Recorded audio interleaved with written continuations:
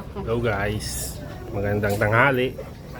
Andito po kami ngayon sa sementeryo kasi October 30 na.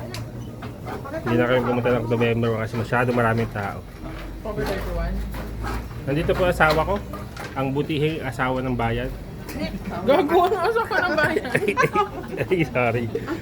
Ito ang pinakamaganda sa Abalos Bukid. Ito, pinakagwapo sa bahay namin. Pakitan mo naman yung ano ng papa. Dito lang ini-introduce ko nga kayo natin.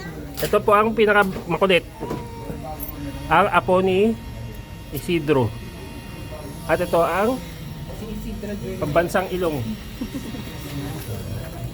Puntahan ko natin si ano, Justin. Kamusta ka, Justin?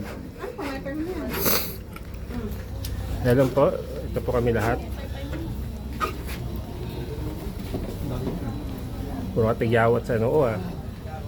Sinumpa ako ni Kevin. Ito po si Papa, tsaka si Auntie Luz. Wala ba yung sticker? Hindi pa nalagay yung sticker. Sticker ako.